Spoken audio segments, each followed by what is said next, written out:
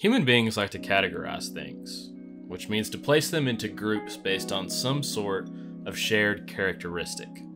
The world and everything in it can be big and chaotic and confusing, so humanity has the natural inclination to try to fix that and to try to put things into order.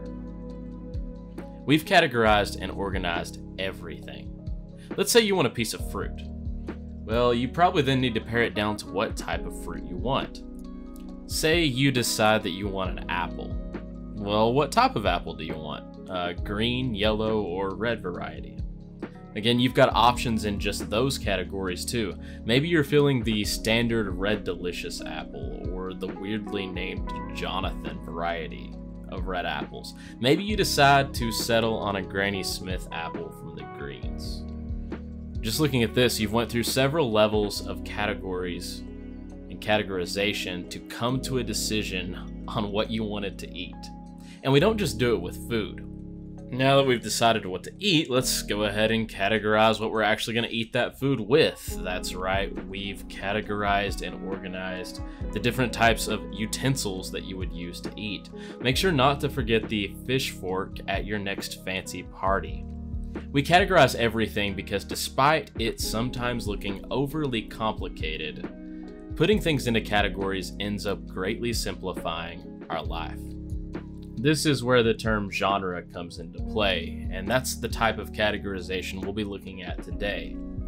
Genre is a term we most commonly use when talking about media, specifically entertainment media, as in books, movies, television, video games. We use it for other things too, like art. Back in the before times, when video rental places still existed, entire stores used to exist that were organized by genre. You want to watch a scary movie? You can head to the horror section. Want something the whole family can enjoy? There's probably a family or kids section. Obviously, these stores don't exist anymore. It's went way into the past. Things have changed, but genres still exist in movies. If you go to Netflix or another video streaming website, you'll see things organized into genres. You may have to look around a little bit to find them, and sometimes they'll break them up to be really specific, but they're still there. People use the concept of genres just to decide what they're going to watch. I want to watch something funny. I want to watch something scary. I want to watch something exciting. They break those down into different categories or genres for movies. Horror movies, family or kids, thrillers, things like that. We do it with everything else too. Look at video games, for example. People may decide that they want to buy a sports video game, and there's a ton of different sports titles that could be classified just within those. They may be interested in playing a puzzle game, or they may be interested in playing a survival game. Notice how we break that into genres or subgenres. I like to look at the concept of genre before taking my classes to the library for the first time every year. And part of that is because it can be really difficult and daunting to find a book in a gigantic library. If you understand the concept of genre, it can really help you narrow down what books you like to read. We break genre into three major categories to begin with: fiction, nonfiction, and poetry. You probably know that fiction titles are books that have a made-up setting, made-up characters. People associate fiction with fake, and this is true. You can't have fiction that borrows stuff from the real world or from real stories, but in general, fiction is going to be made up.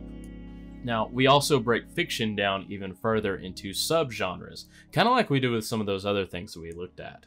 Within fiction, you have things like historical fiction, or fiction books that have historical settings. Again, they'll borrow stuff from the real world and bring it into a made-up story.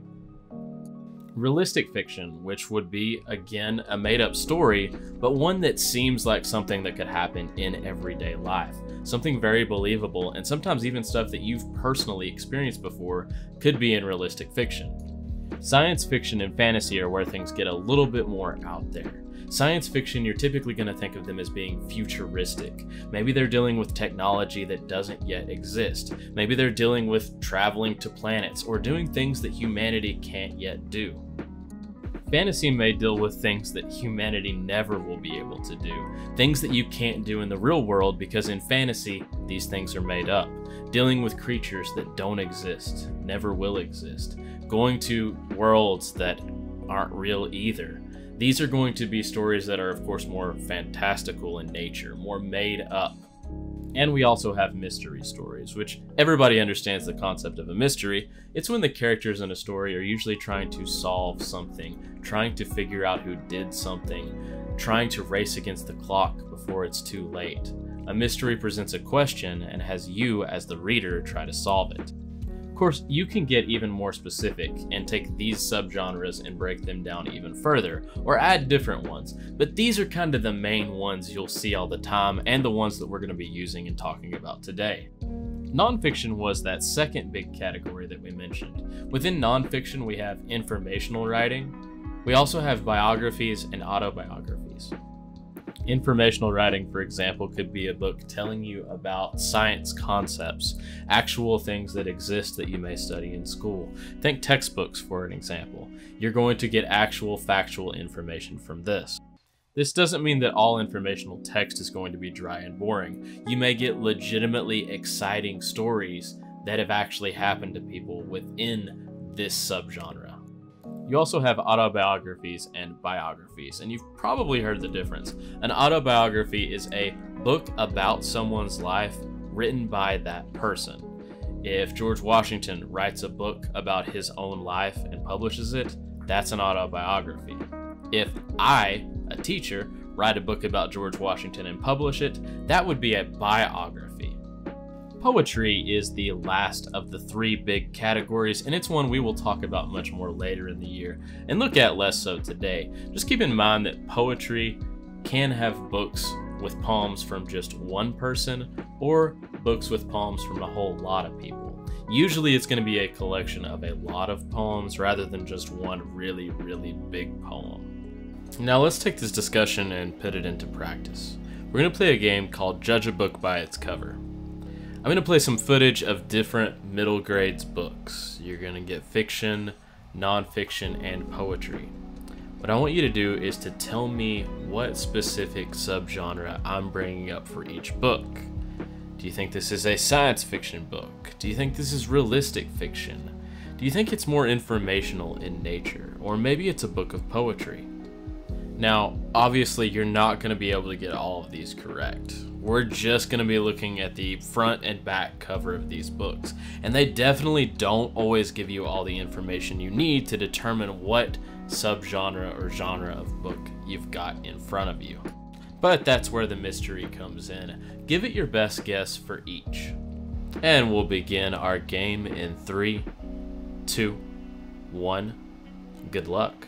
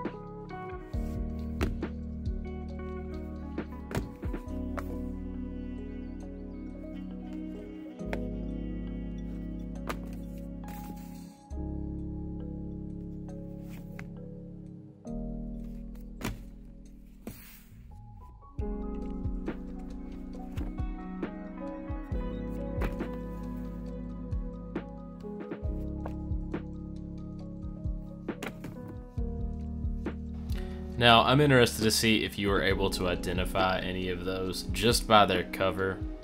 Thank you for playing this game, and we'll see you soon.